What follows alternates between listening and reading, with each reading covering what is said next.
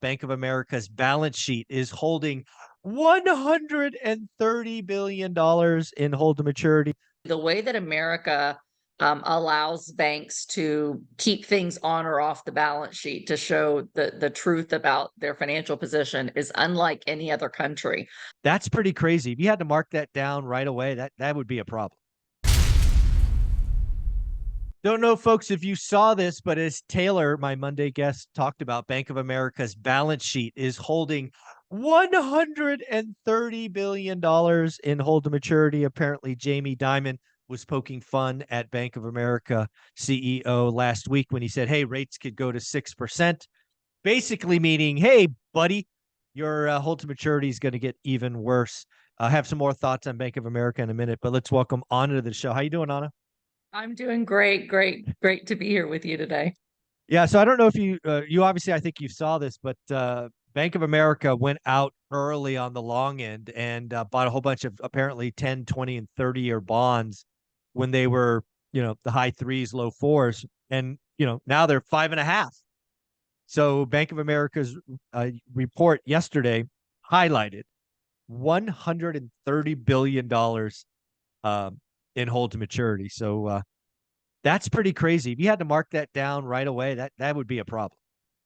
Exactly. And, it just goes to show you basically the way that America allows banks to keep things on or off the balance sheet to show the truth about their financial position is unlike any other country.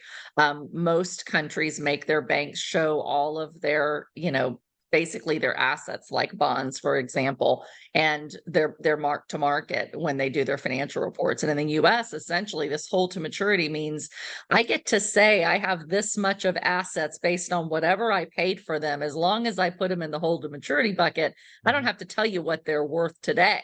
I only have to tell you what they're worth today and what my real financial position is if I move them to be available for sale. And once they're moved to the available for sale line, they have to mark to market, meaning they have to show the today's current value, which is much less. So that $130 billion of assets today on their balance sheet might only be worth, a third of that today. And many, Yeah. depending on the timing of how long these, bonds were out for and what their rates are. But essentially, it says that Bank of America is in a very bad true financial statement position, and it's one of the largest banks in the country. And so, I think that it just highlights that there are many, many, many banks in the United States that definitely have a much poorer financial position today, and it probably will continue to get worse, Michael, because basically as they have to start basically raising their reserves, they're going to have to sell some of those securities in order to do that.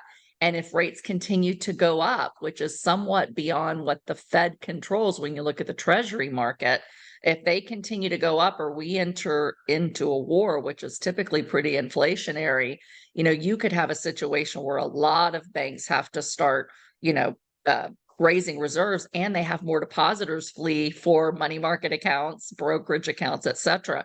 So I think we should not underestimate the fact that banks are not in a very good position in the United States. And that doesn't mean go pull all of your money. But if you have more than $250,000 in any bank at any titling, you might want to spread it around a bit. Banks are over leveraged. The government is over leveraged. People are over leveraged. It's not a good news headline. No. And I want to go back to why this could be a problem, because this is what I remember from Silicon Valley Bank. If you remember it differently, please tell me. So again, Silicon Valley Bank, was like 5 miles from my house, their headquarters. So it was very much a local story there for a while. Mm-hmm. So essentially, Silicon Valley Bank had their balance sheet. They had a whole bunch of bonds on it that they held as hold to maturity. Yes. They then needed to raise capital, so they sent out as just what ended up being the spark that blew it up kind of note to their investors saying, hey, we're basically in good shape, but we need a little bit of money and blah blah blah. And that sparked a 48-hour period where essentially all the private companies started withdrawing their cash and moving it somewhere else because they saw it as riskier staying. Right. And then what they could never get over is the cash was leaving so fast. They ended up having to sell the bonds that were held to maturity, which obviously caused them to have a mark to market moment.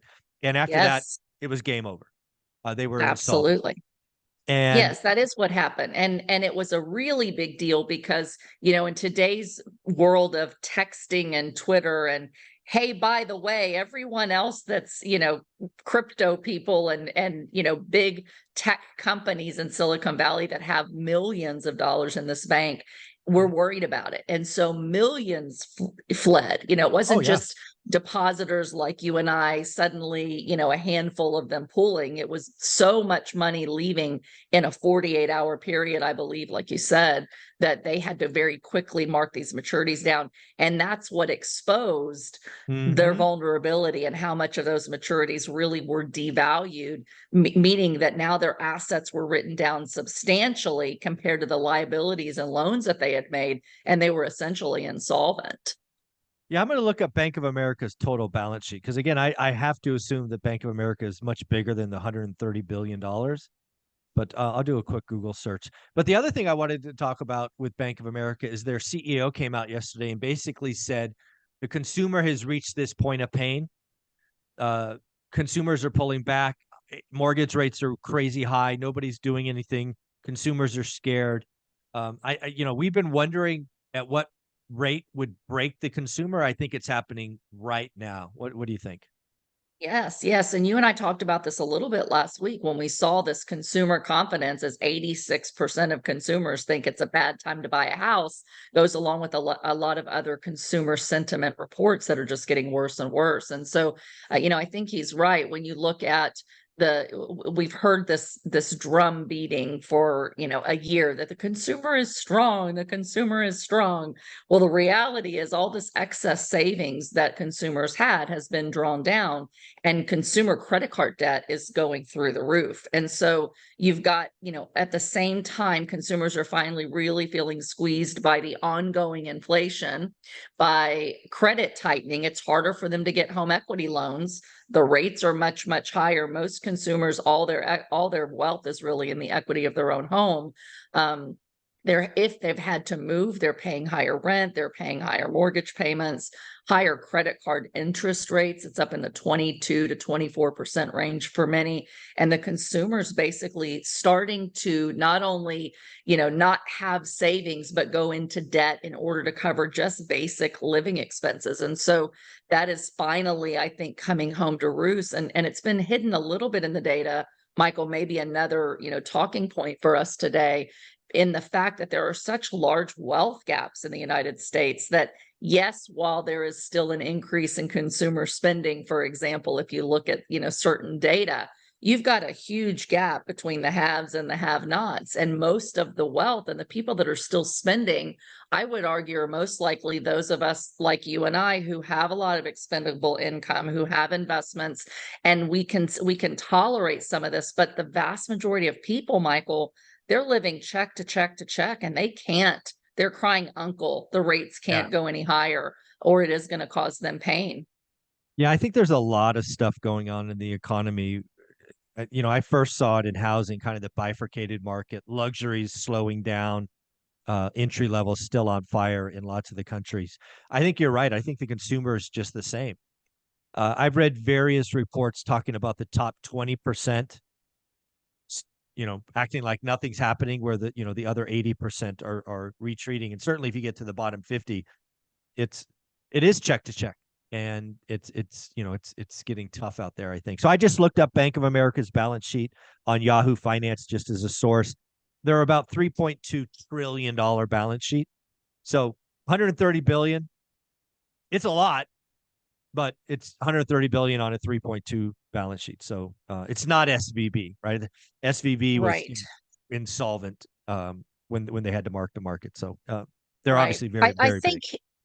one of the things that does help US banks is a lot of the banks hedge, and so although they may have hold to maturity assets, they may have hedges, Yep. in their investments that allow them to kind of balance some of these things. And banks like SVB didn't. And the difficult Yeah. thing, The I've read risk all kinds management of was not good. It wasn't, but what's interesting, Michael, is that they were holding the risk-free investment, what everybody has said forever. And Yeah. and in fact, a lot of people say, why would they hold all these treasuries? People don't realize they have to Yeah. because of post 2008 financial rules that were put into place in the regulatory framework. Banks had to be safer and they Mhm. had to hold more things like US treasuries. And so it was supposed to be a safe bet. But again, in their risk management, they didn't hedge the way that a lot of banks do. And so the difficult thing, and we see all kinds of articles coming out with fear mongering that like there's going to be a massive bank collapse. I don't see a massive bank collapse, but I do think that there are a lot of banks that have these hold to maturity assets that may or may not have hedged against them. And we can't tell that from their financial No. statement. And when Mhm. you then add the amount of loans that they have, and this is more impactful on smaller and regional local banks, when you also add the commercial real estate loans that they hold, you really can't tell from looking at a financial statement what's the maturity on those things, what are the interest rates on those things, how many might be bad debt. So banks by and large are definitely in a precarious situation where they've got these safe US Treasury bonds that are basically worthless now, and they have commercial real estate loans that still may have to be written down. And so, it doesn't say the sky is falling, but at the same time, Michael, I see a lot of similarities. In some ways it's worse today than it was in the 80s before the savings and loan crisis. That very much was a Yeah. collateral issue, the value of assets upon which collateralized loans were written down. Then those loans defaulted, then the banks had to write down their assets and they became insolvent. And so I think we haven't seen the last of banks like SVB. The big banks will always be rescued in some way, and we saw the Fed come in with this bank rescue program to allow them to borrow money and use full collateral value like the hold to maturity value rather than the real value. So I think that those programs will be in place. But I think for us, the so what to us as investors is really don't be one of these people that says, oh, my bank is safe, so I'm going to leave $1 Mm. million in cash, because the Fed isn't going to come in and rescue the little guys like they did SVB. They just can't continue to do it. So I Yeah. think it's prudent for us to have multiple bank relationships, understand FDIC, and make sure that your titling allows you to have that safety and that insurance where the government's going to come in and make you whole. And a lot of people don't understand the titling. If you have an account, Michael, in your name, it can be up to 250. Mhm. Olivia can have an account up to 50. You can have a joint account up to 250. So it's per titling of the account that gives you that safety. It's just prudent to understand what's happening and to make sure that you understand and have multiple banking relationships. And if you're a borrower that uses local banks like I do for a lot of, your lending on your investment properties, it's really important that you have relationships with multiple banks, because as these banks get squeezed, they just can't lend. They can't lend as much to you. And so, we've lived through 2009 where we saw banks say, no, even though you're a great customer, we won't lend to you on real Oh estate yeah. because real estate was crashing or the economy was crashing. So it's really important that you take all of this and say, not just, oh, well, Bank of America might be in trouble, but you say, what does this mean to me? And what actions can I take if this starts to happen? And so multiple bank relationships, spreading your money, having multiple lenders that you can work with really is the key takeaway that I take from watching all of this unfold. Yeah. Very wise words. We're actually going to talk about community banks, regional banks in the next conversation. But before we do on it, where can people follow you?